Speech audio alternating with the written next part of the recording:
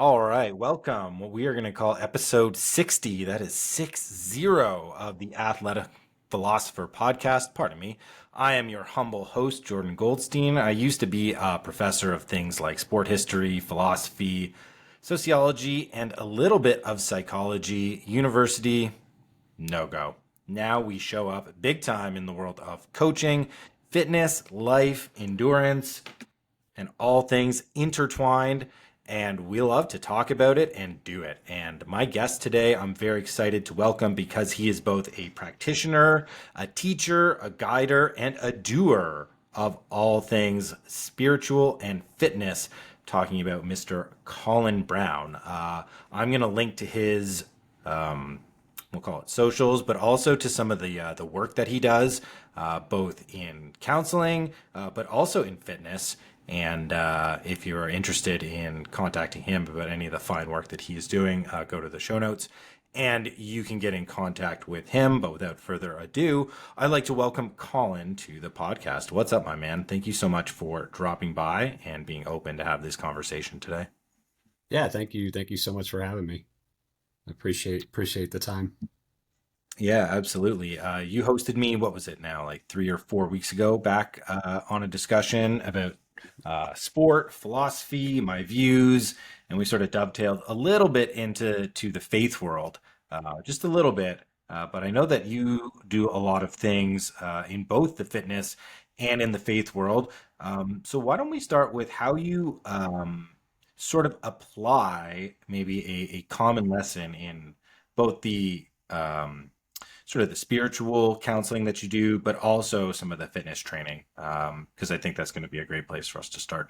Sure. Yeah, and I think to do that, I'll take you back a little bit and kind of talk about like the genesis of this idea and where I saw the overlap, because I think that's why when I stumbled across your X feed and some stuff on Instagram, I'm like, this is interesting. This is jiving with me.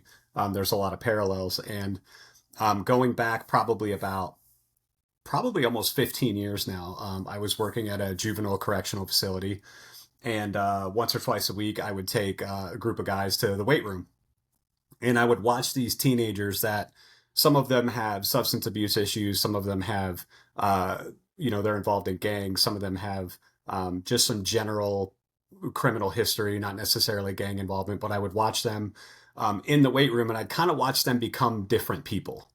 And I sort of filed that away in my subconscious, I think, of like, there's something to this. There's something to physical fitness and behavior. Um, Fast forward a little bit, I went to school. I got my bachelor's degree in justice studies, um, left the correctional facility, took a remote job working from home. And in between that time, I did a little bit of social work and things like that out in the community, but got a remote job, finished up my master's degree, and my wife and I started a nonprofit gym. I bugged her about it for about 10 years, and finally we got connected with a nonprofit called Trinity Fitness, and we got their blessing to open a chapter here in Phoenix. And I started thinking about my own behaviors and looking at, behaviors of some of my brothers and sisters in the faith, and saying, hey, we know that these things are true. We know these truths that we're supposed to live by, yet we so often do what is contrary to those truths. Why? And the answer, in my mind, can be incredibly complicated, but it can also be very simple. My simple answer is sin, right? And that's such a weighted word when you're talking about faith and Christianity, and people look at sin as if it's something uh, shameful and something that you should be ashamed of. And in a way, you should. I think that's one thing we've skirted around, where shame can be a very useful tool, right?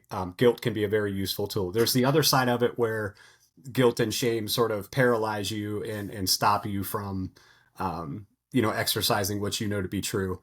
But there's also guilt and shame where it's like, there are norms that you're supposed to adhere to and you're not adhering to them.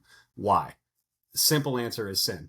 You said you were going to get up at 6 a.m., you hit snooze 12 times and got up at 7 a.m., right? That's sinful in the sense that you're violating a code of ethics that you set for yourself. But there's also sin in the very spiritual sense, right? You stole.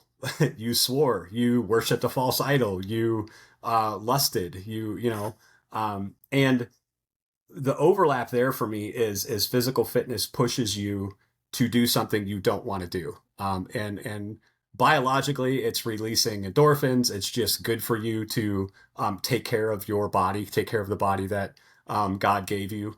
Or if you even want to set aside faith, take care of the body that you've been given by some random chance, even, right? You still, in a spiritual sense, owe something to that body because you didn't earn it, right? That body was given to you either biologically or by God spiritually. You can look at it either way. You've been given that body and you have somewhat of an obligation to care for it to the degree that you can. Um, it's very easy to neglect physical fitness. And so kind of go to kind of go a long way around. I just see the overlap between behavioral health and spiritual health and physical fitness, that there's this large overlap where we tend to think of them as siloed and tend to think of them as these separate entities, but they're very much correlated with one another. Yeah, that's fascinating. It sticks out to me, and thanks so much for sharing a little bit of that history, by the way. Yeah.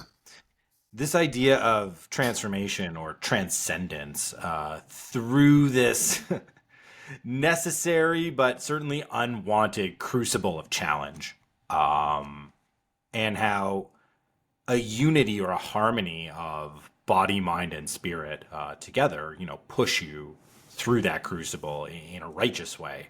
Um, I wonder if that kid's transformation, like that you speak of, because even me just hearing you speak about those stories, I can certainly think about like the weight of that transformation. But I wonder if you could just go into that for just a minute, in terms of like what led you initially into the weight room, and is there anything that sort of sticks out as really profound, like as a story? Yeah, I mean, what led me into the weight room was just I was working in corrections. I did it to, one, just to stay kind of mentally stable. And I started really getting interested in it when I was working, when I was finishing up my bachelor's degree. I was working third shift, which I felt like would be a lot harder than it was, but I found I actually really thrived being working 9 p.m. to 5 a.m. I actually functioned pretty well, which is, I think, kind of a rare thing for a lot of people. But finished college, and I would get off work at 5 a.m. and I would go to the gym and get home at about 6 and then eat breakfast and go to bed. So I just kind of had a reverse schedule from my wife. And I would, it was nice because I was able to listen to podcasts, I was able to listen to music, put my headphones on and kind of just unwind from a night of work. And then go home, eat, and go to bed. And so I did it just to stay physically fit, but then also just to sort of unwind, and it helped me sleep just to keep a regular schedule. It's tough going to bed at 6, 7 a.m.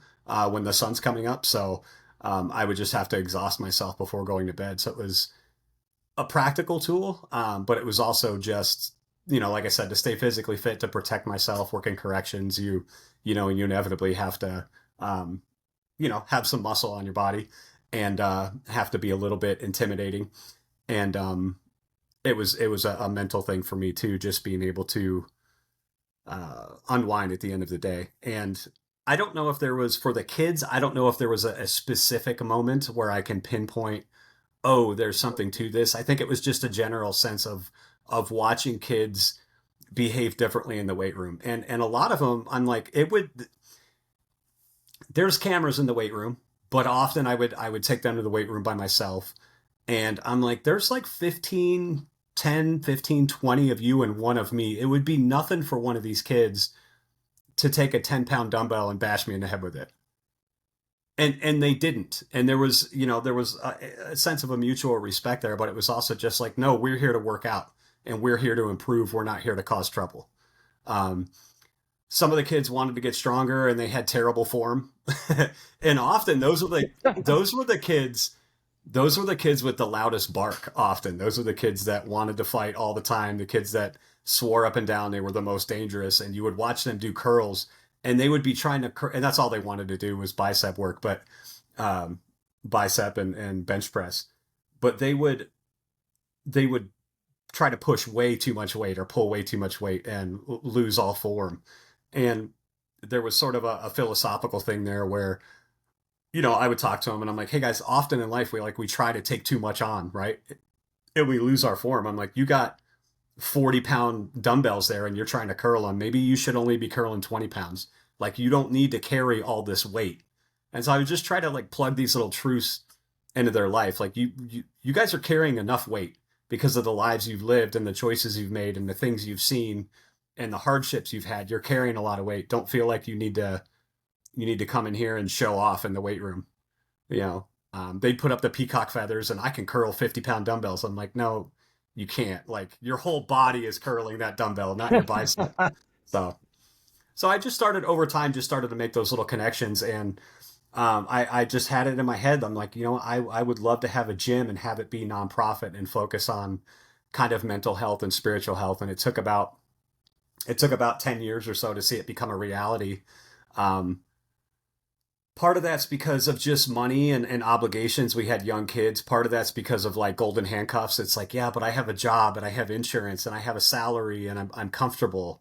I can go on vacation when I go on vacation. I don't want to start my own business, my own ministry, because then that means I'm on the hook for something, right? You have a job, you can clock out and clock in. When it's a ministry and when it's your business, it's 24/7. Yeah, no, I can imagine. I can imagine all the demands, but it's very cool to see number one, like a dream just sort of born out of experience, and then realized. Um, but it's very, it's really interesting when you mentioned this idea of the truth, right? And we were just sort of jamming about this a little before we came on here. Yeah. Um, and I wonder because when we were talking on your podcast, one of the big things about my philosophy about athletics is like they are this forceful, brutal truth. And one of the only places where we get to experience kind of all dimensions of truth, objective truth, but also this sort of murkier, subjective realm of truth. Um, Listening to you talk about the philosophy that you would share with the children, these young offenders, these obviously aimed incorrectly individuals, you're also talking about Hmm. sin, um, people who have effectively like acted against the truth, both against themselves, but also what society deems as appropriate in terms of ethics and norms. You know, the truth of the iron, the truth of the weights, like, is that ultimate reorienting factor in their lives. And I wonder if that's sort of how you now apply that in your work moving forward after having seen that and become a believer. Yeah, I think there's definitely some truth to that, for lack of a better term. Yeah, I yeah. think what we try to do is, when I think of truth, I do think of it in that physical realm where you're going to learn something about yourself when you grab a barbell and you try to push it overhead and you can or you can't. There's success and there's failure in that, right? And there's, why did you succeed? Why did you fail? And there's a very practical truth to that, and there's also deep philosophical truths. I found myself lately doing it. It sounds cheesy, but doing a lot more visualization, where I'm like, okay, I'm about to deadlift. I'm deadlifting pretty heavy. I close my eyes and I visualize myself deadlifting, and then I grab the bar and I deadlift it, or bench press or squat or whatever it is. And um, I sort of get a little bit philosophical and a little bit visionary with that. But I also think of the truth of telling people about the truth when they're tired. And it's sort of, and I feel like I feel kind of shady saying it because it feels like a trick, but when people are laying on the floor in a puddle of sweat and they're out of breath and they're like, "Oh, that was a brutal workout." It's like, "Cool, let me tell you about the truth." And we talked about before, we have devotional and prayer before every workout, and we pray after every workout. And so there's something to breaking down those physical barriers, and I think meeting a physical need, because people come into the gym and they're like, "I want to get stronger, I want to lose weight, I want to feel strong mentally. I want to feel strong physically. And you meet that need in the gym, and then you can break down those barriers and meet a physical need, and then meet a spiritual need, and say, cool, we just did this hard workout. How can I pray for you? What can we talk to God about? Right. Yeah. And there's just less barriers, because there's vulnerability in the gym too. Oh, that workout was awful. Oh, I tried to squat 225 and I failed. There's some vulnerability there where people tend to open up a little bit more, and you can build a community around physical fitness that has a lot of overlap with faith. Yeah, absolutely. It's very cool to see the collision of things you wouldn't necessarily put together, at least in a philosophical sense, in terms of truth and faith, which in one Yeah. sense are almost, they're almost diametrically, not diametrically opposed, but certainly in some sort of tension and sort of conflict with each other in the realm of ideas. But the way in which you describe it, um, it makes me think much more of something like courage and openness when thinking about how we approach things in life, and ultimately that might be one of like the connectors here between something like faith on one hand and truth on the other. Would be something like courage. I wonder what your Mhm. thoughts are. Yeah, it certainly takes courage to be vulnerable. It takes courage to step into a gym. It takes courage to say, hey, I don't know what I'm doing. I don't know how to bench press. I don't know how to squat. It's been 20 years since I've worked out. And I think of a lot of times. So when I got my master's degree, my capstone project and sort of my thesis for the last semester of my master's program was how to reduce maladaptive behavior in young adults and even older adults, not just young adults, adolescents, but also adults. And part of reducing maladaptive behavior for me was, you get your master's program in psychology and criminal psychology. You do a lot of data analytics. And what a lot of programs do, behavioral health programs, is they say, well, we have a 75% success rate. And that sounds great on paper, but what matters is how many people went through that program. If you have a 75% success rate and 10 people went through your program, that's a 75% success rate, but only 10 people have gone through your program. If 10 million people have gone through your program, that 75% looks a lot different, right?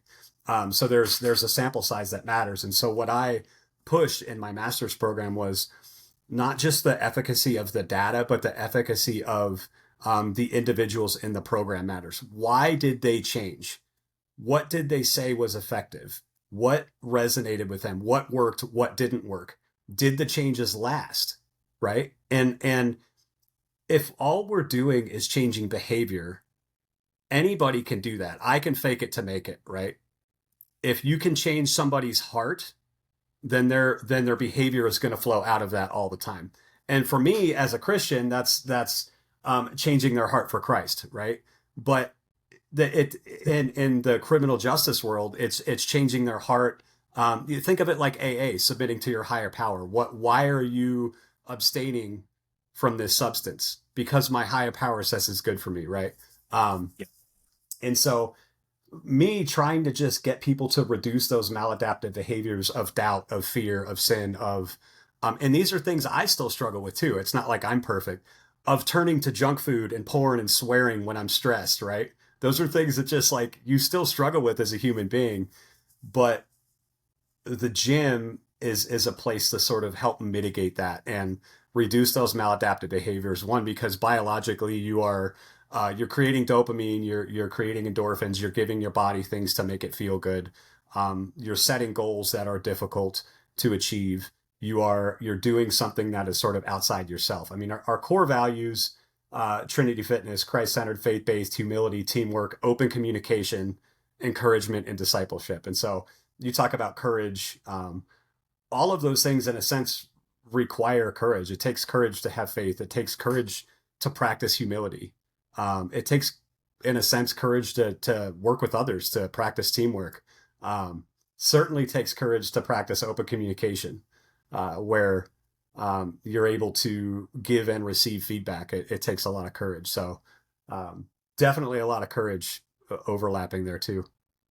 Yeah, that's awesome. And I mentioned courage because to me, this is like all leading into, and you sort of mentioned it, or at least, danced around a little bit, this idea of the open heart and forcing it to accept truth, like, Mm. um, that to me is a way in which anybody can understand the language in which we are talking about. And I know that you express this in a particularly Christian language, which I appreciate.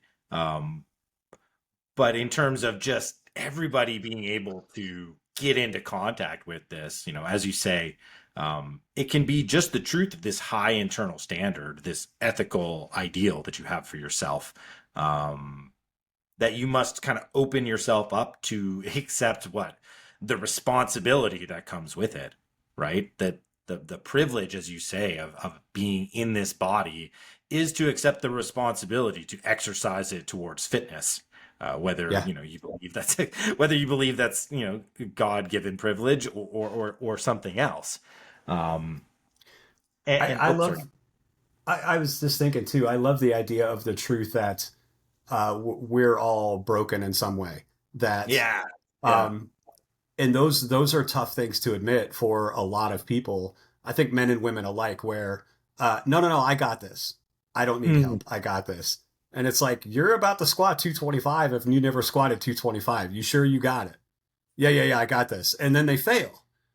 And there's a truth in that, right? There's a philosophical truth that a biological a truth that you're not strong enough to lift this, but then there's a philosophical truth that you're not strong enough to lift this, that you need help. There's an idea in it's somewhere in the Old Testament. I forget exactly where it is, but Moses is holding up a staff, right? And as long as Moses holds up the staff, everything's good. I forget the exact details of the story, but his arms start getting tired, and so he drops the staff. And two of his buddies come up alongside him, and they get rocks, and they set Moses down on a rock, and then they grab the staff and they help Moses hold the staff up. And as long as Moses holds the staff up, his army is winning, right? The second he lays his arms down, they get discouraged.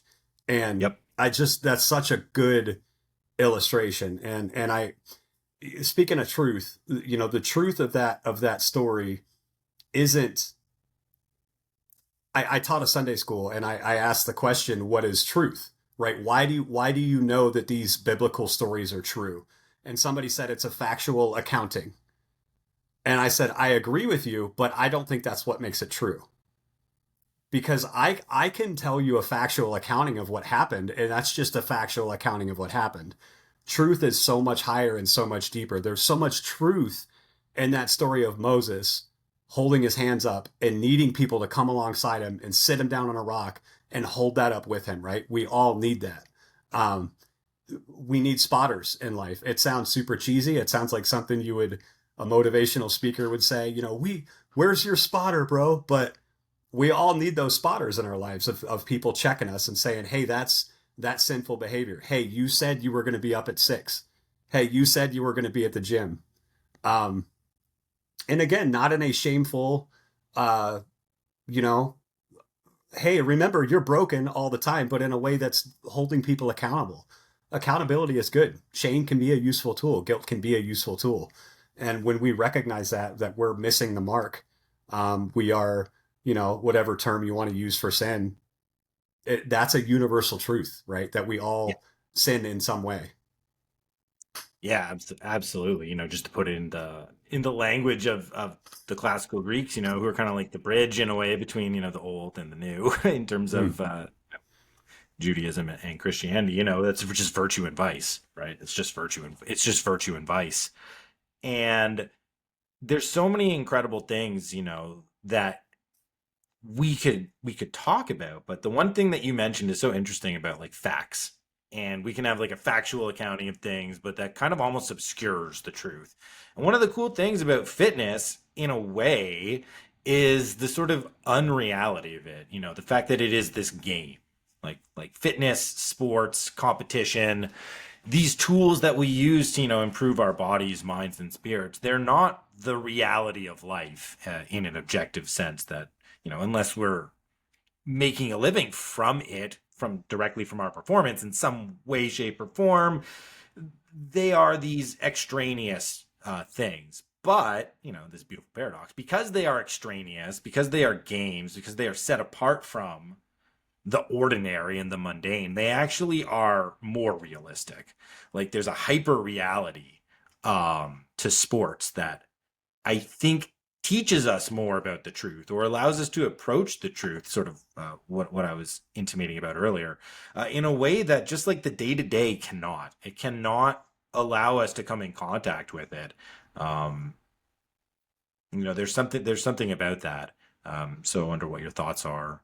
Just about the importance of that, the importance that Yeah. you know this is a different space. Yeah, I'm going to go a long way around. There's a book called Simulacra Please. and Simulation. Mm, It's a hard book to read. It's a short book, but it's a hard book to read. I believe it's transposed from French philosophy, and so the way it's translated pretty directly, you kind of have to read a page 3 or 4 times, and you're like, what does this page mean? But at the very beginning of the book, it talks about the difference between faking an illness and simulating an illness, right? So you're a kid laying in bed and you're like, oh, I don't want to go to school. And mom wakes you up for school and you're just like, oh, mom, I'm sick. And she says, okay, you can stay home. Or mom comes in and wakes you up for school and, oh, mom, I'm sick. And you lick your palm, the Ferris Bueller, you lick your palms to make them feel like they're sweaty. And you put a hot towel on your head to make it seem like you have a fever and then hide it real quick when mom comes in. You're bending reality at that point, right? And you are philosophically changing the fabric of reality because you're simulating an illness rather than faking an illness. There's a difference.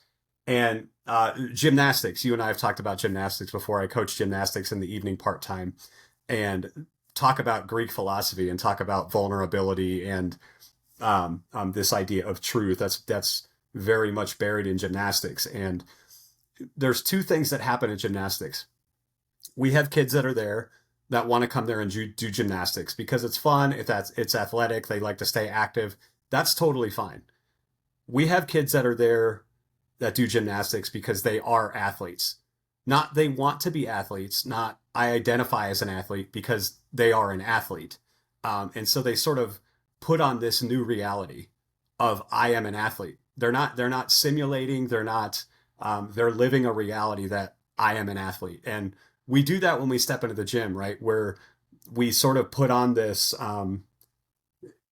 you bend reality because you sort of do these things and you put on this new skin where I am moving. I'm being an athlete. Um, Difference between calling yourself an athlete and being an athlete, right? And so uh, there's a ton of philosophy in that, where, yeah, like you said, you're sort of putting on this new persona, but it's not fake. And we do have people that, you know what, they come to the gym, they work out, and they leave. And I don't know that they would call themselves an athlete, but they come and they work out and because they enjoy it, and there's not a ton of deeper meaning for them. Um, Whether they know it or not, there is. But for other people, it's like, man, this is something deeply philosophical. Like we have a little marquee board, and on it, it's set it for about 6 months, and we just never changed it. It says we can do hard things, and Yeah. it's cheesy. There you go, do hard things.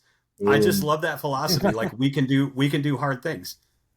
You're not always going to succeed, but you can do them, right? You can try to lift that deadlift. You might not do it, but you could do it. You can get under that bar and you can be an athlete. You're not going to win every time. You're not going to win the trophy. I think of the Apostle Paul, run in such a way that you want to win that trophy, but put forth the effort. So yeah, there's a lot of philosophy, I think, and a lot of uh, courage and a lot of truth buried in there too. yeah, and I think in the way in which at least I try to apply all of this, exposure to the truth, we'll call it, when, I'm telling somebody to do something fitness wise or go do this competition and this is how we're going to prepare, right? Again, if this is some unreality in terms of apart from your normal life, well, the desire why we want to do this, if we don't want to just be that person that walks into the gym and kind of lifts the weights, kind of mechanically, and then they just walk out. Which that's better than not doing it. That's Right. better. But that is the lowest level, which is infinitely times better than no level. But that's not what we're interested in, especially not in Yeah. in this conversation. We want to be that person that feels the transcendence, like we were talking about with those kids, where the whole trajectory of somebody's life can be changed with an introduction to this type of truth, Hmm. which is an unreal place. Yeah. So how do we do this? How do we actually transfer it? And I think it is something to do with this. I just had it in my mind with this exposure to the courage that I need, with this exposure to the courage that I need to just bring myself towards like the fear of the challenge. Um, and I think by bending reality, that's where it was. It was the bending of reality. Um, when because you actually do this, like when you bend reality through your physical effort, when you increase the intensity, shoot. I was just upstairs and I was using my 25-pound mace, which I'll be the first to admit Mm. I haven't gone with a lot of gusto with in the last little bit. It's more or less been like a maintenance tool as opposed to a progressive tool. And I just have it in my mind that I want to turn some of those maintenance workouts, into progressive style workouts. More intensity, but what does that mean? More intensity means more pain. Like Mhm. that's the truth of the physical effort is, you know, the more I'm willing to give, which is sort of like my exposure and like willingness to take on the pain of the whole thing, endurance wise, strength wise, risk wise in terms of injury, um, I'm going to have a very different experience with what I'm doing. And just like the added intensity of, I don't even know, like a few extra heartbeats. It was a decent amount in terms of more of what I gave. But that alone is enough to completely, number one, bend that experience, but then it creates this inertia inside of you that will allow you to sort of manifest your will onto the world, right? It's like the courage I gain inside of myself through going through some sort of a physical challenge can then be externally applied through my actions, right? And it's this courage of the heart, right? It's more this authentic, truthful courage, not this bravado or this hubris or this arrogance or this false confidence. This I'm going to do the 40-pound bicep Mhm. curls when I should be doing the 20s. Like, no, I'm going to do the 20s. I'm going to show you how excellent I am at the 20s. Mhm. Um, that kind of a willingness and an openness and an acceptance of the truth. Um, so I think that's what we're after is this. We need this unreal space to get the real courage to be more aligned with the truth of ourselves, Yeah. which is I, where we I started. think I think especially in a world where we all tend to struggle with social media and immediate gratification and those quick dopamine hits. A lot of stuff in the gym, learning how to use a mace, that's going to require patience because you're not going to be able to go heavier right away. You're going to have to learn form and you're going to have to start light. Otherwise, you're probably going to hurt yourself or someone else. And so that requires patience. And I love this concept of tribal training that you have too, because one of the things that we do at Trinity Fitness and every chapter across the country is more or less the same. We do have like our open gym time. Like my nephews come a lot and they're like, hey, we just want to bench press, squat. Can we come to open gym time? Great. But our bread and butter is group fitness because one of the things that it pushes is that tribal mentality. One and two, it creates space to be vulnerable.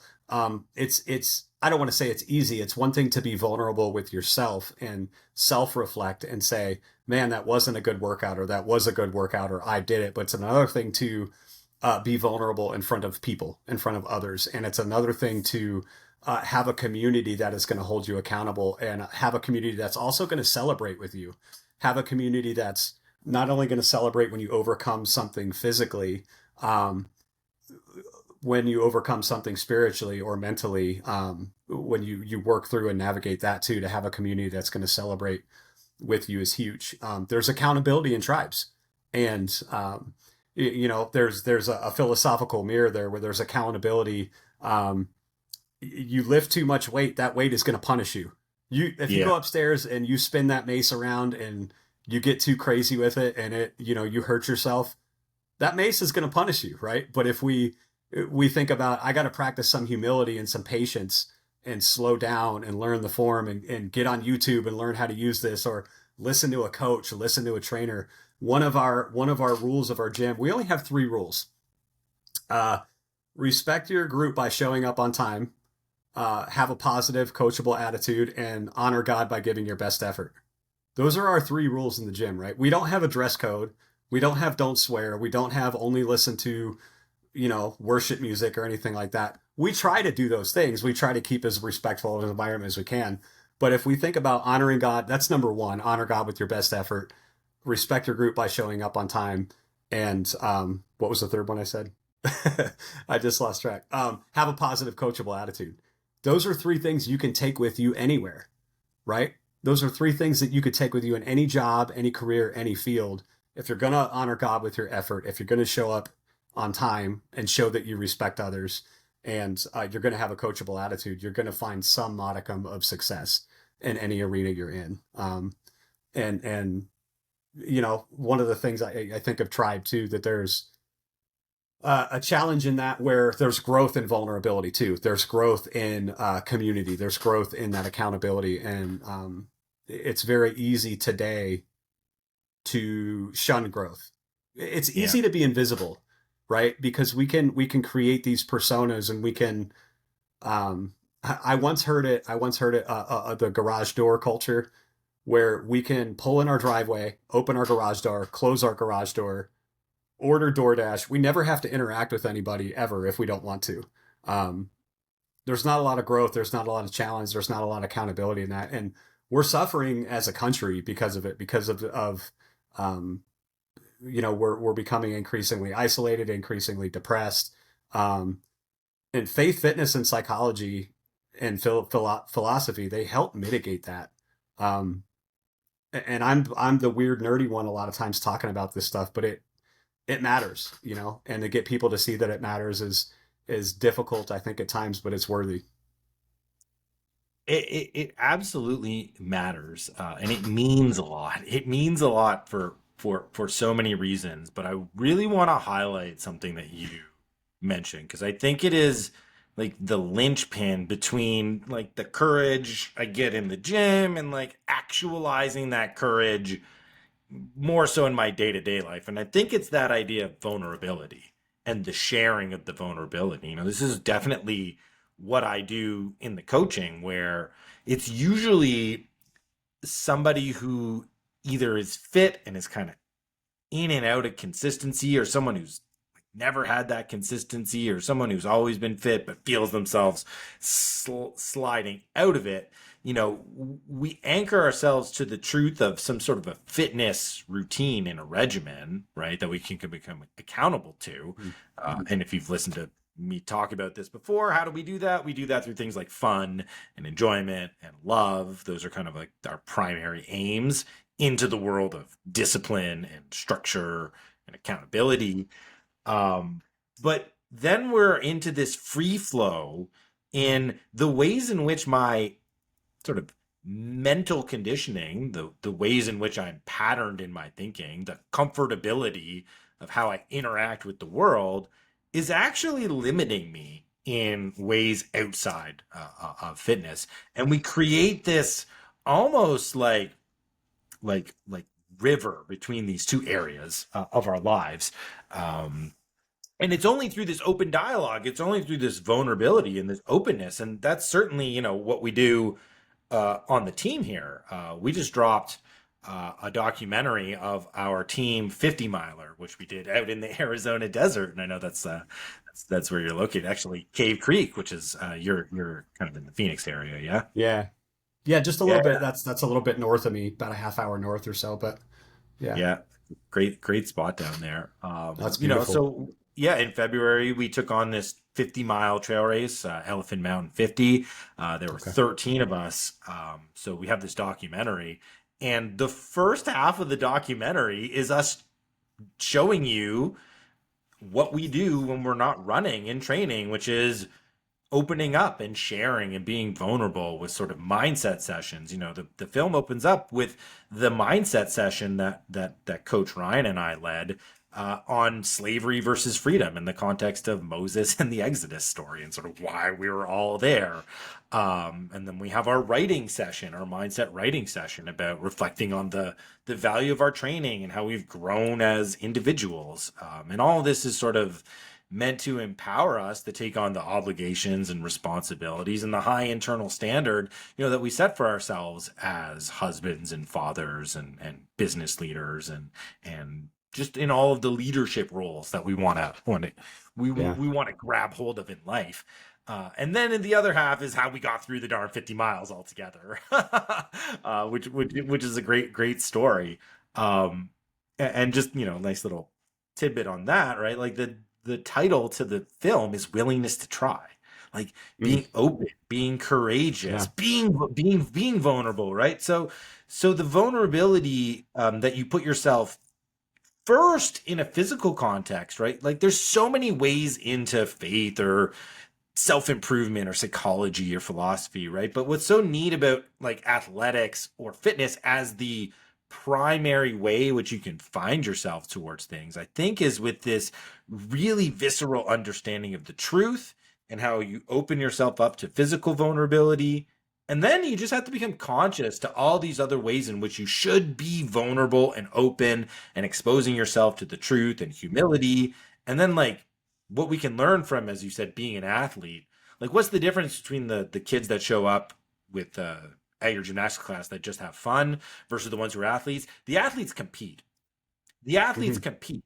The athletes go out into public and put themselves on the line, right? In the ancient Greek context, that's why the athletes deserved praise. It wasn't because they were fit and their bodies looked good, it's because they went out and risked all of that in the competition, in Hmm. the arena. So I Yeah. think your insistence on the vulnerability is such a key factor in all of this, Yeah. and I just want to highlight and just like pile on that you have to be vulnerable in all of the places in order for this stuff to really blend together and like really amplify on Yeah, itself. I think one thing a lot of people don't realize too is when you are getting close to competing at an Olympic level, that often happens at a very young age. We have 13, 14, 15, 16-year-olds Especially in that, gymnastics, yeah.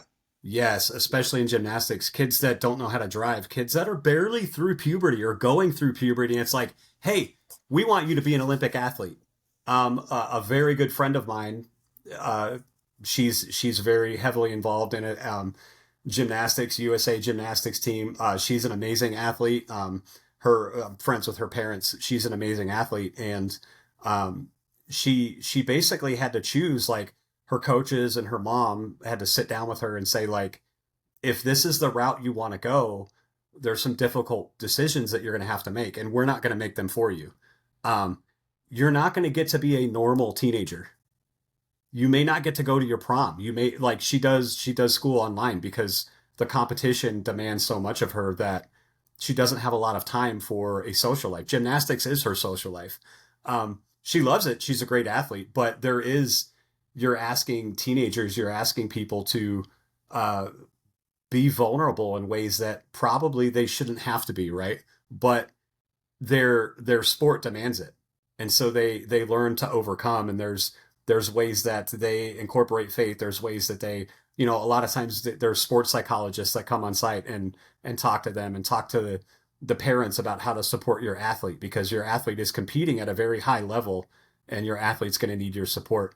One of the things that they kind of teach you is, don't tell them good job. Don't tell them, oh, I'm proud of you no matter what happens. Say, I really enjoyed watching you compete. And that sort of neutralizes things, and it sort of it doesn't sound, no, no, no, you got last place, but you did great, right? It's like, no, I enjoyed watching you compete. I enjoyed watching you perform. and it sort of puts the burden. It sort of takes the burden off them to perform because it's like it was fun watching you, right? I enjoyed watching you, and it's a very neutral phrase. It appropriately puts the emphasis on the striving, Yes. and then the vulnerability, which is again in the classical Greek sense, these are the foundational building blocks of why athletics are this moral plane, this moral activity, and why the athlete as kind of this heroic archetype, if you will, it is this moral exemplar that we can aspire towards, and athletics then becomes the tool to like tune ourselves morally, which I Yeah. think is how you and I use fitness, both like personally, but then also professionally. And it's very neat to Yeah. just see how many ways at which you can go about this, and how many how many ways you can back into it consciously and unconsciously Yeah. in conversations like this. Another word that's so important, and I think that story of the athlete really highlights. And again, when we're talking about athletics as this place of morality, this unreal moral arena, a word we haven't mentioned, which is prescient in philosophy, athletics, and faith, is sacrifice, right? Like, Mhm. and the righteousness of the sacrifices. And I think this conversation is highlighting for me the importance of vulnerability in knowing that you're making the right types of sacrifices, right? Like, if I'm giving something away and it's supposed to be like meaningful and purposeful, it should expose me.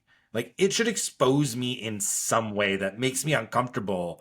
Mhm. And that should be like, now you got me thinking about like the Old Testament, and back in the Old Testament days, what are the sacrifices? Like animals and fruits and grain, Mhm. but it's like the best things that you have.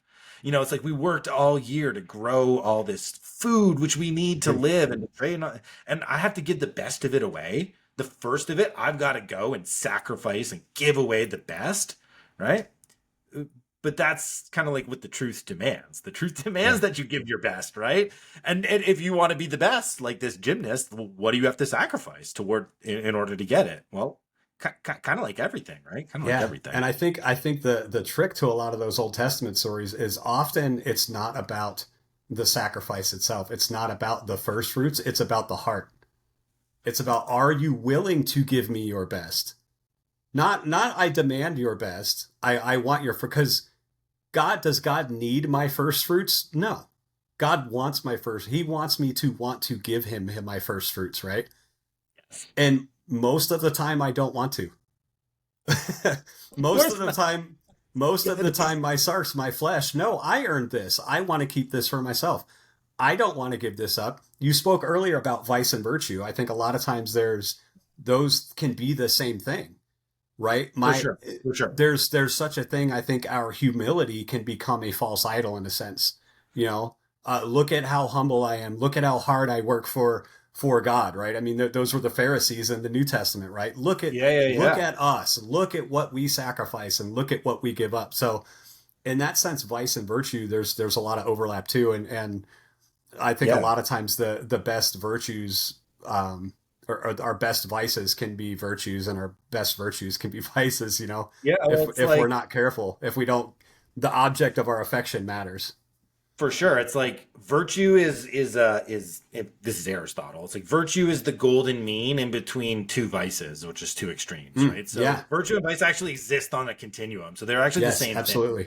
It's kind of like scale and proportion and context is what will determine where the virtue is and what it is, Mm, as opposed, because as an example, I've talked about this before, but we've been talking about courage. Courage is a virtue. What is courage? Courage is the proper harmony between recklessness and cowardice, right? Like just mm, going, blah, no fear, but like then you're about to too much exposure, or cowardice, which is like never acting because you're afraid. Like clearly both of those are vicious. Those are vices. But if I find the proper like just like mix of recklessness and cowardice, which then can become just sort of like maybe like ambition and what like temperance, like those two those become virtues, right? Like so the vices then can actually become virtues if I start to moderate them in a different way. So you're definitely right that vice and virtue are effectively the same in one way. Yeah, In yeah, in one I like that. I like that Aristotle illustration on a continuum. There's some definitely some truth to that for sure. Yeah, it's interesting, and you can see this even so clearly in the context of the gym in so many ways. It's like, what exercise is the best one? It's like, well, it's the one you like and the one you can repeat. Yeah, Are the numbers good or bad? It depends. Like, do you use the numbers to strive? Do you use the numbers to judge and compare? Do you use the numbers to belittle yourself, to define yourself? All these things are effectively neutral, and then it's our intention. It's our intention, which again, goes back to that idea of sacrifice and like, what are you willing to give? Like, what are you willing to give? Yesterday I do a trail run and I decide I want to go fast. It's like, what do I want to give? Well, it just turns out every mile just got faster and faster. And I had Mm. this time target in mind and I destroyed this time target, which is like this little 4 mile. It's not the hardest little 4 mile loop, but it's really windy and it's like there's no straights and the turns are really sharp. So if you want to go fast, you just have to really dedicate yourself to, very quick feet and a determination never to slow down. Um, and I brought that attitude. It sort of just emerged through, oh, that mile's good. Oh, that mile's really good. It's like, bam, like now these last 2 miles are mine. Like those are mine. yeah, What am I willing to give? If I'm willing to go hard with the mace, then I'm gonna build more muscle, right? I'm gonna be rewarded with more truth. So that idea of the intention of this, the intention of the sacrifice and the intensity of the sacrifice, that aligns me to the truth in a very powerful way. In a very powerful way. yeah. And boy, how do we need that? Yeah, it's funny. Our workouts. You mentioned miles, and you run these miles, and you look at your time, and you're like, okay, I need to speed up or I need to slow down, and you sped up throughout the duration of the race. Which it's funny because I joke around. I was just having this conversation with my wife the other day that I really all of our workouts we have these different focuses. Sometimes they're for effort, like we want you to put a high amount of effort in this one. Sometimes they're for pace, like we still want you to put effort and focus on form, but I also want you to focus on pace. I also want you to focus out. Look, there's a 5 minute round. I want you to work for 4 minutes and rest for a minute in that 5 minute round. If you're still working at 4 minutes and 30 seconds, you need to speed up your pace. If you're finishing at 3 minutes, you need to slow down. Try to pace yourself and put forth a sustainable effort throughout the duration of the workout. It's funny because I'm joking with my wife and I was like, I feel like I'm not good at that in life. I'm not good at pace and sustainable effort in life. And I'm also not good in it in the gym. And I got like a little bit mad, like, you son of a so and so, when you were like, oh yeah, I went faster. Because my wife does the same thing. Her workouts are very sustainable, very paced. What's funny is that reflects her personality so much. My wife is like this all the time, right? She gets a little heated and stuff now and then, but she's very calm, very easygoing, very level-headed. And I'm up and down, right? And it reflects so much in the gym where that clock, 3, 2, 1, go. I'm out of the gate and I'm like, that first round, there's no way I'm keeping up this pace. There's no way I'm maintaining this effort. And I do that in life where I go 100% at something for like a month and then it's like 20% for another month. And then it's 100% for a month and 20% for a month. And it's one of those things where it's something I'm working on. I don't know if it's a personality flaw. It's something I'm just predisposed to, preconditioning to. And we can jump into a little bit of the psychology and the counseling aspect there that we were talking about earlier, because it's I've gotten better at it over the months, over the years that I've been doing, these kind of workouts, but it's still, yep, I'm not gonna be able to maintain that weight. Yep, I'm not gonna be able to maintain that time. It's very hard for me to pace myself in that regard. And that's true in life for me too, a lot of times where it's true with food, it's true with abstaining from those vices, where it's like, I'm not gonna drink. And I don't drink a lot anyway, but it's like, I'm not gonna drink and I won't drink for a month. And then the next month I'm having a beer like every weekend, and it's like it's very hot or cold, all or nothing. And so there's some like, some all or nothing behaviors and stuff in there, some maladaptive thoughts, but that's part of the reason this field interests me so much is because I think I live it. So Yeah. I know how to navigate it and I know how to not navigate it. Yeah. It's very interesting. I'm a firm believer that, you know, what we do reveals who we are. And actually, there's a paradox because who we are actually will be revealed in Yeah. what we do. So it's kind of both. But in the sense that, like, the ways in which I like to, if I'm like an athletic person, like I gravitate towards athletics as a type of expression, right? I also believe, athletics exist on an artistic plane, so they can be understood Mm. like literature Yeah. or music or, for certain people, not for everybody, but not everybody wants to go pick up a musical instrument and jam out, okay? But everyone's creative. Everyone has a desire to create, like a carpenter is creative. If you want to build beautiful things, Oh like yeah. there's a million ways you can be. Everybody wants to create, like, but if you're someone who is athletically inclined, like you just really enjoy moving your body and conquering physical time and space effectively, right? Like one of the ways you can think about sports is like man's desire to conquer gravity. Mm. Which, like, if Mm. that Yeah. resonates with you, then you might be an artist when it comes to athletics. Okay, like if something like went boom inside of you, like you might be this type of person. Because when I hear that, I'm like, oh yeah, because that's like fast running. For me, I'm like, oh, I really like fast running. For you, that might be, I'm gonna pick up something I shouldn't be able to pick up. That's too big for me. But I'm gonna, take that gravity. Like, ha ha ha! I conquered you. Whatever your answer is to that, like how I want to conquer gravity, that's going to reveal some element of the virtue that's inside of you, right? So for me, it's like I love running and I love trail running and sort of distance running. So it's going to naturally, it's that sort of natural inclination can be a signal to some of the virtues that are inside of me, which are, as we mentioned, also going to alert me to the vices because they exist on this continuum. So when you say, like, I'm kind of like in the gym the way that I am in life, yes, because it's the Yeah. truth. This is the truth of who you are. And we can effectively use this again for every person. I don't think so, but like there's a lot of people who you can get to the truth of who they are and how they act with what do you like to do physically? What sports do you like to play? Um let's just start there. And then you just get them doing it. Like you're just going to do it. And I'm going to do it. And then all of a sudden, you have this history and this evidence to in the psychology term, like now we can get inside the brain, right? Because the brain is going to tell me one thing. It's going to try and bend reality. It's going to try to warp it and shape it to make life comfortable, to make life easy, to allow me to move through the chaos and confusion with as little distress as possible, because that's a good survival strategy. The brain is a beautiful tool for this. It's a beautiful tool for survival. That's not the greatest thing for the truth.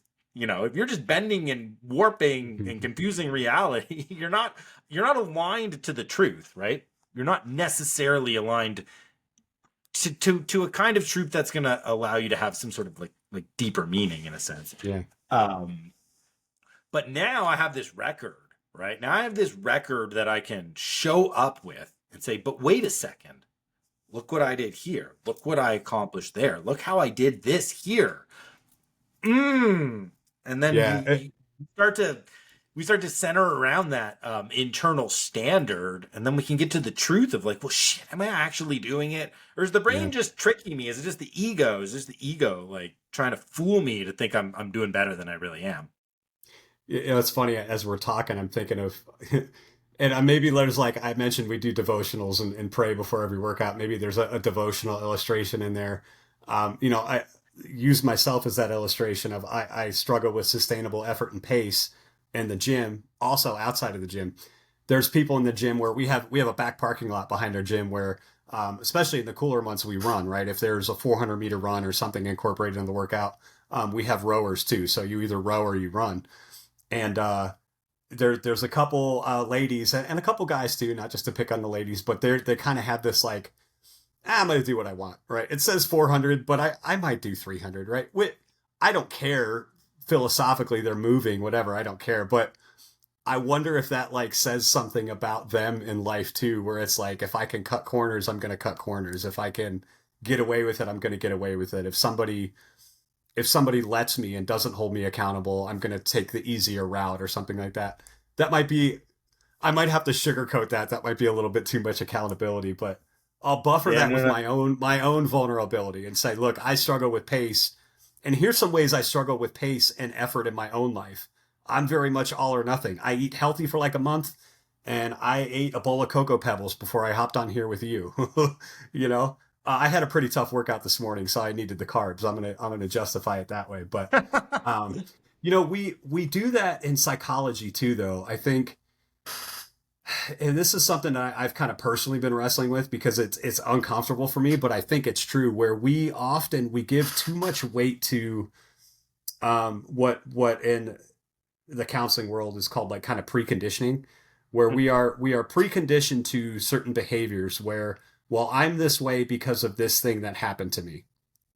And that's true on the surface, right? Because your brain developed patterns when you think of like trauma informed care, and you think of how much our minds and our bodies learn from infancy, from the time that we're born.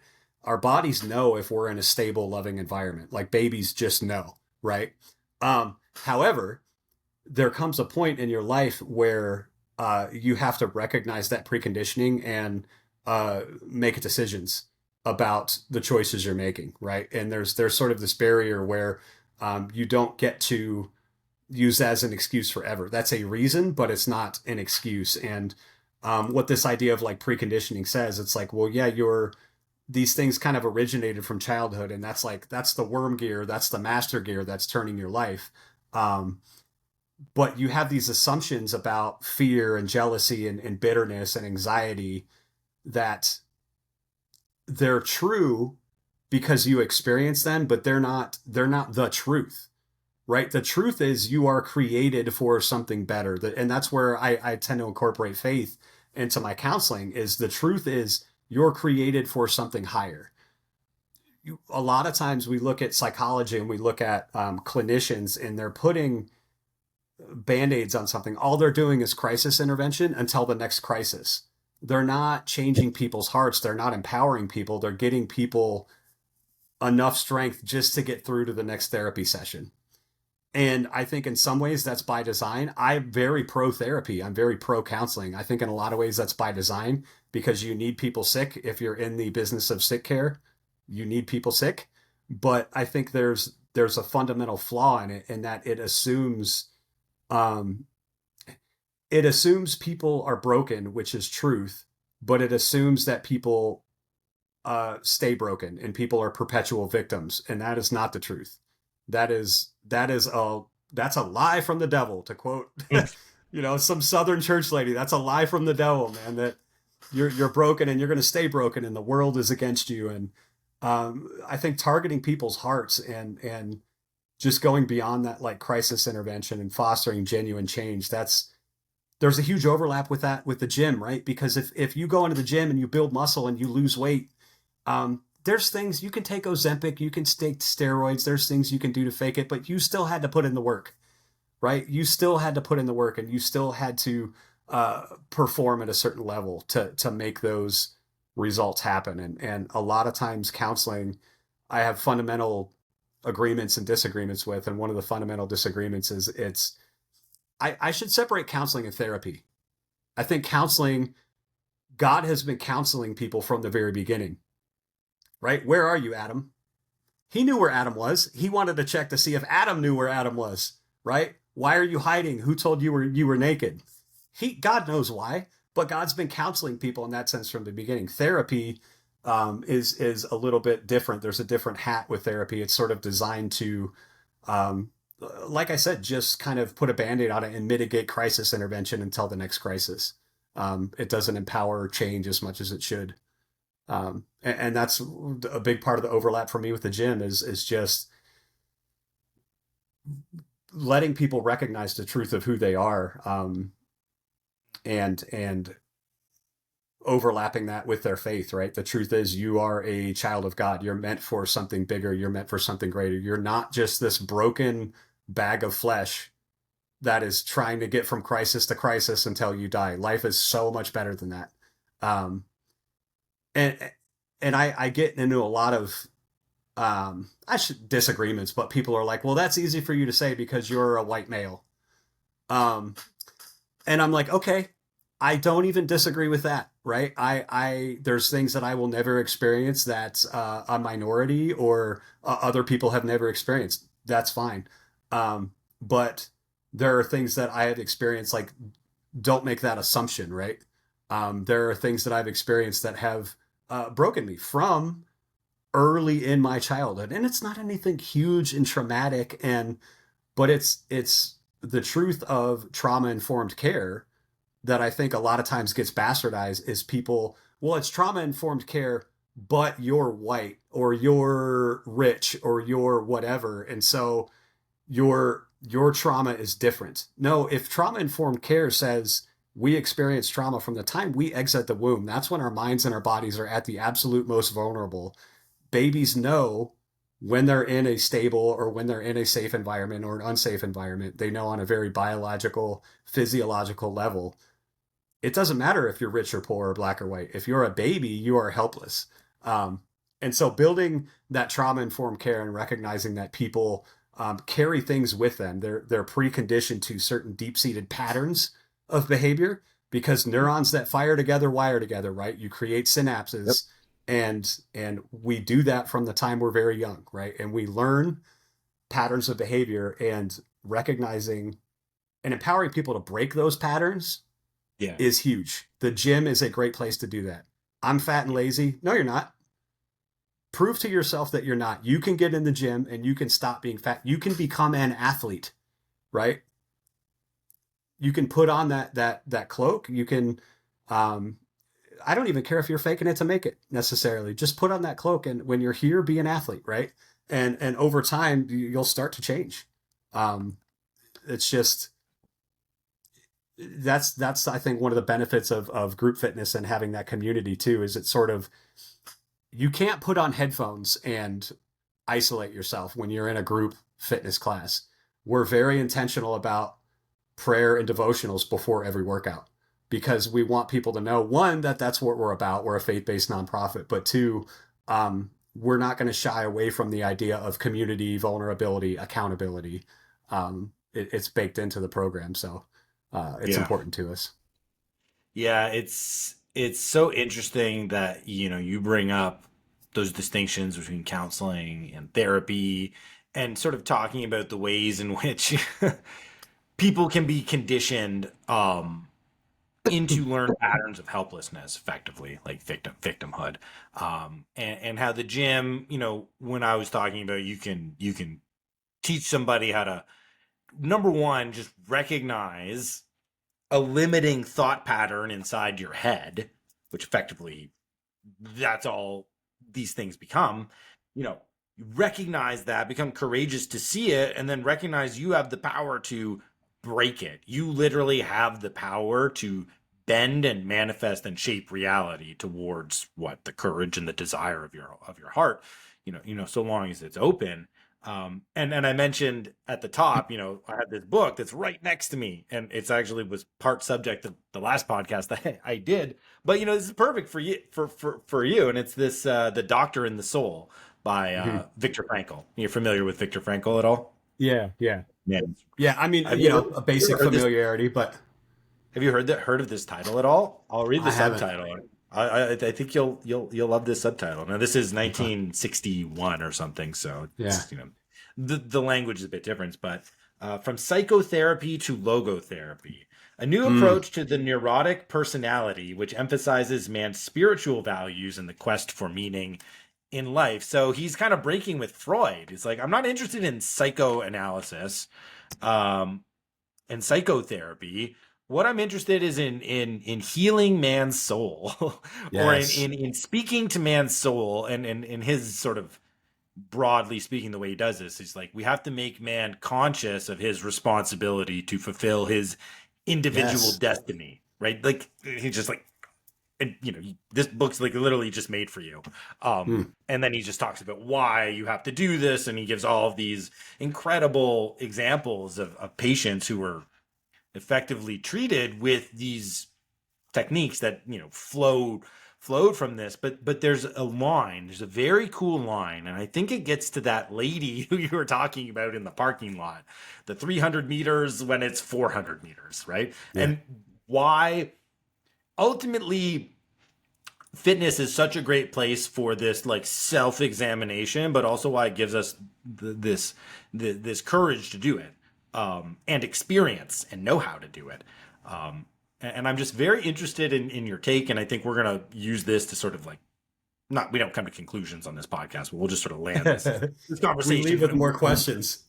If we leave with more questions, we know we did it right. That's philosophy. Yeah, 101, absolutely. okay? Like, Absolutely. if we ended the questions, then we have to start again. That's Socrates. Like, oh shoot, like we're done with this line of questioning. How can I blow it open for 1,000 more questions? No. So this is great, but I'm really interested in your take on this. Because you have a master's of science, master's of science in psychology. Yeah, in psychology with an emphasis in forensic psychology. So reducing criminal and maladaptive behavior. We could have a whole podcast just on methods. Me, a trained academic historian, who's I live by the narrative, live by the sword, die by the sword type thing. Yeah. And it's in it. We could just have a whole interesting science versus, non-science. Like we could have a whole discussion on that, which I would be interested to have at one point. But the line here from Viktor Frankl in this book, which I think is just so fascinating, and I think he's so right, is conscience is the only science. Conscience is the only science, right? Yeah. Like when we're talking about the individual here, when I'm talking about you're not talking about the abstracted data, right? How do I measure the large trends? Like you're like, I'm not interested in that. I want to know, what's the individual heart say? Like in terms of like making a change from the negative to the positive, right? Like that lady, she can say whatever she wants to about why she didn't run that extra 100 meters, but like conscience is the only science, girl. And like you didn't do the workout that was prescribed, okay? Like, and that's it. And you can give whatever reasons, you can give whatever justifications, you can be the victim, like it doesn't matter. The 100 meters did not get run. The 100 meters did not get run, and that's the science. And you're the one who can you can say you didn't do it, or you can make all the excuses in the world as to why you didn't. Yeah, and there of course there are reasons why. Hey, I can't run 400 meters, but I might be able to do 200. I had knee surgery. I'm a little sore. If I do 400, I'm never going to finish. Cool, do 200, right? It's when you can do it and you choose not to, or you make an excuse not to. I think there's the difference. Conscience, there's the bit right in there. That's the intention of the heart. It's like, if I could do the 400, but I'd actually, and that's like, I want to do the 40s. I want to do the 40 dumbbells from all the way at the beginning. But I should just pick up the 20s. I'm only at the stage where I can. So it's like, that's actually this acceptance of the, not to interject, but like that's the acceptance of the truth. That is the conscience saying like, no, I'll align myself with the truth. Yeah. Well, from a Christian perspective too, from my perspective, I look at it like we make assumptions about ourselves. So I have somebody I'm working with, I'm counseling, and one of the things we're working on is, in a general sense, it's greed, right? And it's not necessarily greed with money, but it's greed with like behavior and greed with control. Like I want control of my life. I don't want to submit this to God, right? And so we're kind of wrestling with that. And I said, okay, well, what unbiblical assumptions, that's the simplest way I can put it, is what unbiblical assumptions are you making? And we're Christians, so I'm like, well, let's go to scripture to figure that out, right? Because we have this book that we believe is the word of God, that we believe is the truth. So many of us don't live by it, right? Old Testament, New Testament, I don't care. So many of us don't live by it, where we have these words that we call not just a factual accounting, we call the truth. And we don't live by it, myself included. So we look at the fall in Genesis. Genesis says we're broken, we're sinful creatures. But being a Christian, I look at the New Testament and it says, but you're also a child of God, right? You look at the book of Ephesians, you're a child of God, you're redeemed, you're spotless, God has blotted out your sins. It doesn't mean they don't exist. It doesn't mean he doesn't see them. It doesn't even mean you won't be held accountable for them, right? It just means they're blotted out. You don't have to live You can take off that sinful behavior and put on that righteous behavior. That's the truth. And so, what unbiblical assumptions are you making? Well, I can't. Oh, but it says right here you're a child of God. So you can. If you really are a child of God, you really believe you are, if that's the truth, live in that truth. And I love this idea that so many of us, we're living in the light, but our eyes are closed. Yeah. Right. And so we're kind of like, there's light there. I know there's light. I can see it through my eyelids, but I'm not experiencing it because my eyes are closed. And when we think about experience, the word, I think you and I have talked about this before, the word for, in sin in the book of Genesis, the word for experience is a very intimate word. They sinned, but they experienced it in a very intimate, a very honeymoon-like way, right? It's a very almost sensual experience when we use the Greek and the Hebrew a lot of times in Scripture. It's a very, when somebody experiences a spiritual moment or a sin, it's a very deep meaning word. It's not just like, oh, I saw it happen, right? We feel it. We know it on a very philosophical and deep level. And, pushing people towards those experiences that are true, right? We live, you can even set aside the Bible. We live unbiblical truths, but we live untruths every day. That I'm not good enough, I'm not strong enough, I'm not fast enough. Okay, you're not good enough, strong enough, fast enough yet. You could be if you get your butt in the gym and get moving and wrestle with these ideas, literally wrestle with these ideas that are stuck in your head. You're not strong enough, but you haven't gone to the gym to test yourself. So how do you know? You're right, but only because you haven't tried, right? If sixth grade, right? Oh, I'm afraid to ask Ashley to the dance. I'm afraid she's going to say no. Well, if you don't ask her, the answer's no. Right? And if you keep living in this unbiblical truth, you keep living in this alternate reality, you keep living these falsehoods, the answer is always going to be those unbiblical truths and those falsehoods. And that's kind of where my counseling sort of overlaps with the gym. It's one of the things I'm trying to build. I'm trying to build a counseling practice inside the gym. So I'm going to have this sort of coaching and counseling, but also personal training and group fitness all under one roof, where taking a holistic approach. I think that's where a lot of times the Christian church has fallen short, is they've farmed out a lot of what we should be doing. Christian conservatives politically, they're like, oh, well, the government shouldn't be involved in this. And it's like, well, the church let the government be involved in it. So are we going to change our ways? Well, secular therapy's horrible for people. Or are we going to have Christian-based, faith-based therapy? Or are we going to just keep letting them take over and sit on our hands and say, why is the world the way it is? And I'm only one guy. I don't know how much I can mitigate it, but if I can mitigate it in my immediate circle and with my friends and family and in my community, I'm going to mitigate it as much as I can and try to point people to the truth, right? And you and I know there's a lot of philosophy, there's a lot of psychology, there's a lot of Greek ideas and Hebrew ideas and Christian ideas that sort of overlap in yep. this world, especially when we're reading scripture and we're thinking about our minds and we're thinking about yep. our flesh. There's a lot of overlap. Oh, for sure. It's a wild overlap. I did a whole podcast on the overlap between the Old Testament and the Greek idea when it comes to like the open heart and when it comes to athletics, because effectively the Old Testament idea of holiness is the same as the classical Greek idea of virtue. They're effectively the same thing, right? Mm-hmm. And for the Greeks, it's like, well, how do I get the most excellent virtue? Well, I become an athlete and I train myself. You're like, oh, well, that's kind of interesting. And then it's like, well, what's the Old Testament say? Well, it says, open your heart to the truth. It's like, oh, okay, well, that's kind of interesting too. And, another thing, just to end this off, and I really appreciate the depth in which you've gone into describing what you do actively, because I think that's so important, because ideas are great, but if we can't actualize them into living a better life and helping other people live better lives, useless. Like, just very, very useless. Like, and there are some esoteric things and there's some playful ways you can just have debates with ideas, like, and I totally get that, and there's a utility in all that, but when it's this conversation about athletics and moral action, if you're not practicing and teaching, yeah, this is not very useful. It's not very useful. It's not very useful. Well, Um, that's one of the best ways to figure out, do I believe what I really believe, is practicing. yeah, yeah, Because for that's sure. something lately, the last couple of years I've been wrestling with a lot. It's like, do I really believe what I believe? Because it's either the truth or it's not.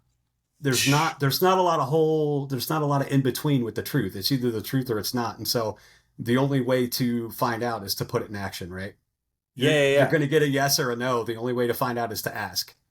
yeah, yeah, Um, and yeah, and yeah, pushing yourself and getting uncomfortable and getting vulnerable, when you dive into the truth and you try to live out the truth, not my truth, live out the truth.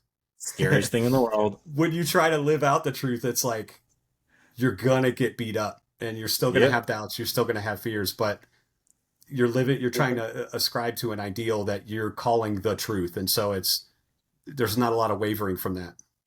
Yeah, well, the truth is the scariest thing in the world, and you have no choice but to go towards it. So, like, Yes. what do whatever you need to get ready for that one, guys. Yeah. Maybe a little strength. There's one last thing I just want to quickly mention here. I loved how you were saying like you live by these untruths every day. Like I'm not enough, right? I'm lazy. I'm whatever. The other part of that untruth is that there's someone out there in my way. I can't because that, you talked about Mm. preconditioning, like that Yeah. thing, like sure, everyone's got a thing, okay? Like, and some people's thing is bigger than other people's things, and like that's real, and Hmm. luck is part of the world. Like, so we're not taking that away. Like, um, but what going to the gym teaches you to do is to drop those externals. That's another very important part of this, like acceptance of the truth and reality, right? And of what Viktor Frankl says you got to do to have meaning in your life is accept responsibility and become conscious of your responsibility. So those things like I'm not good enough, I'm not this, like they're also usually attached to that person had it easier, this thing is in my way, like I could if only that thing, right? Like it's often grafted now. If I give away the responsibility when I put the blame on something external, when I accept the victimhood of a circumstance, the gym rewires my brain to say I conquer. Like it doesn't Yeah. matter what the heck's in my, like if gravity's in my way, I'll freaking conquer that, right? Like I am a one of the things I like to say when I try to pump myself up is like I'm a master of time and space. Like if I'm about to go do a fast run, I want to believe that. And you know I what? love it. I actually am a master of time and space when I'm running. When I look down at my mile time, and I'm like, you know what? I'm gonna go faster. Mm. Then I do. Like I I love it. manipulate the reality to myself. So the gym takes away the external excuses and totally makes you aware of your own responsibility to bear the burden, right? Of Absolutely. your own your own darn life. And like whether you're a believer or you're not a believer, like it doesn't matter because that's the way to a good life. Yeah. That's the way to a good life. And man, we all need to be living that And good life. often enough, those The final excuses word. are Talk forever. often enough, those excuses are built on false assumptions. And I have probably a really good example of that where it was a moment that I really didn't like because it was convicting. And we want to avoid conviction, right? We want to avoid being convicted by truths and or by the truth. And I was talking to one of my really good friends, and he grew up stereotypical Christian youth group. Dad was the youth pastor. And I said, man, like we were kind of having a discussion like you and I are having. And I said, I've been wrestling with some things in my faith. And I said, in some ways, I'm jealous of you because I feel like if I grew up how you grew up, I wouldn't be wrestling with this. And he said, you know what? That's true. But he said, but also like my dad was a youth pastor. And so I had to share my dad for 20 years of my life because he was a youth pastor the whole time that I knew him. And so I had to share him with every other kid in my church. And I was like, I never even thought of that. I never considered that because all I saw was I can't do this because of the way that everyone else, because of the way he grew up, right? And he had it easier and he had it better. And in some ways he did, and in some ways he didn't. And that's such a good mirror of a lot of times we look at people and we make excuses and we don't know their whole story. We don't know, we're making it on false assumptions, right? And ultimately they're just excuses. Some are valid. Hey, you're going to run a mile. Well, I got one leg. I mean, there's prosthetics and things for that. Some of those excuses are valid, but a lot of times they're psychological. They're what I call preconditioning. They're excuses that in our heads they're valid, but they present themselves as depression. Because of the depression, our performance level isn't as high, and our preconditioning level, that's that deeper level where the bitterness, the unforgiveness, the weight of those unbiblical expectations and unbiblical assumptions. Yeah. It's wild. Courage. Got to get some. Gotta get Absolutely. You got to get some. Wow, Colin, what a fun conversation. We went all over the place. This was Yeah. really thought provoking and certainly opened my eyes to a lot of, I would when we are in this world of ideas, there's a lot of like nascent connections. So you helped me crystallize a whole bunch of things. So I just thank you for, a good intellectual razor, someone to bounce, Mm. ideas off of, someone who shares a love for these things, not just putting them in practice, but thinking deeply about the practice, and the ideas that motivate and that animate the practice. I think is another way in which we just continue to learn more and more about this realm of athletics and like what it's truly for, and how powerful it can be when we utilize it to when we utilize it to the truth of what it is. It would be a good way to frame it in the context of this conversation. So You know, thank you for we coming. Yeah, absolutely. We add a lot to it. I think, they've had it figured out for about thousands of years, the truth of athletics. You go way back to the Greeks and the Olympics, and they've had it figured out for a long time. We're kind of mucking our way through it.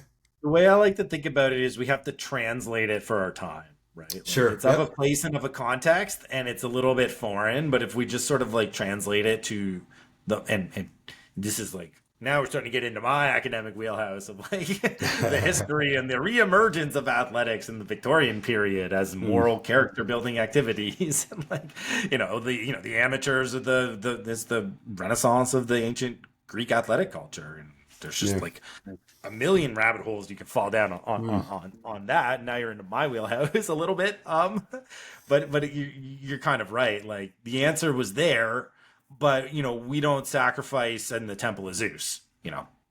Which the athletes at the ancient Olympics did. Right. Mm. So we got to figure out a different way to make the right sacrifices in the context of athletics as a moral base and a moral foundation to like a just, righteous, virtuous, may we even dare say holy, not only individual but certainly society Yeah, culture, which is ultimately what we are aspiring to build.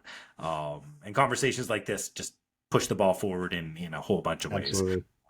So thank you. Certainly will not be our last, either on this platform or and I know yours, because we also had a great podcast conversation on yours, which I'll link to in the notes. So again, Great. if you like what you've heard from Colin and are just interested in what he's doing, I'll put his contact information in the show notes. Reach out. Same thing with me. If you're interested in getting a hold of me for any of the things that you've heard me talk about, my information will be down there too. We'll just keep on talking. We'll keep on learning. We'll keep on growing. We'll keep on getting after it in the gym. That's for sure, because Absolutely. that's the way we bring it all together. So thanks so much for listening, everybody. We'll catch you in the next. All right.